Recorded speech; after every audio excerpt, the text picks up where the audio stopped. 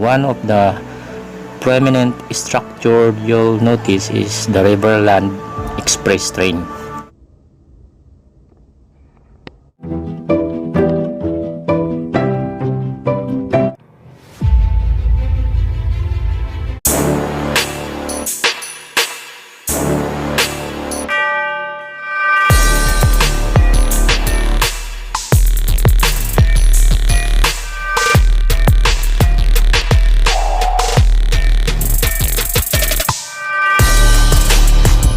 For today's video, we are here at Marikina Riverbank, taking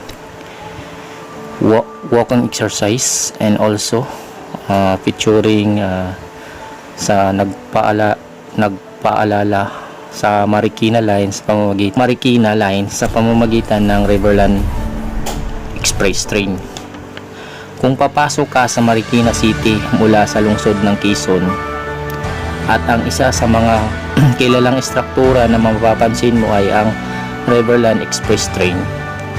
Matatagpuan ang train sa tabi ng isang studio warehouse sa tapat ng Riverland Mall na nakaharap sa gilid ng Marikina River.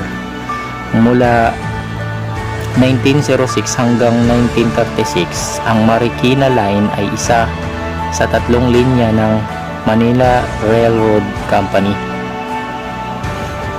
Cavite, Marikina at Antipolo lines, na nagsimula sa Rosario, Pasig, Tramo at nagpatuloy hanggang sa mga bayan ng Marikina, Daang Bakal, San Mateo at Montalban na nakabuuhang 24.27 kilometros.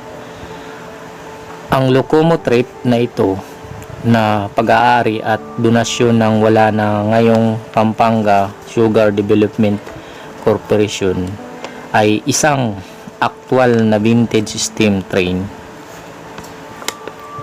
nang ginamit sa Pampanga at Tarlac noong unang bahagi ng ika-12 siglo. Ngayon, ang Riverland Express train ay isang palatandaan na nagpapahiwatig ng makasaysayang kahalagahan ng Marikina na bahagi ng unang bahagi ng ika-20 siglo na transportasyong lokomotiko.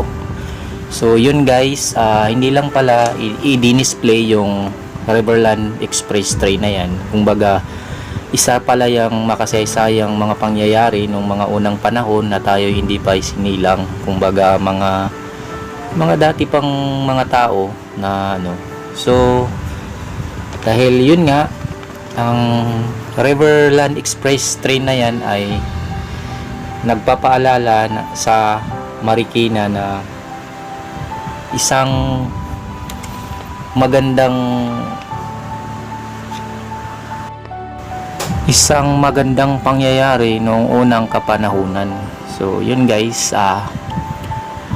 napipicture lang natin to guys, kasi itong lugar na to guys, napakaganda rin talaga dito. Dito rin magandang mag-jogging kasi fresh din yung hangin dito, although yung ilog medyo may kaanuhan sa tubig, pero hindi naman po kumbaga hindi naman po siya nakakaapekto sa ecosystem ng yung hangin, ganun. So yun guys, kung may time kayo, punta lang kayo dito guys, pasyal kayo sa lugar na to. Napakaganda rin guys ng views dito, kaya inanyayahan ko kayo. Kaya guys, bago ang lahat, baka pwede namang makahingi ng subscribe, like, and share sa video na to. At maraming salamat.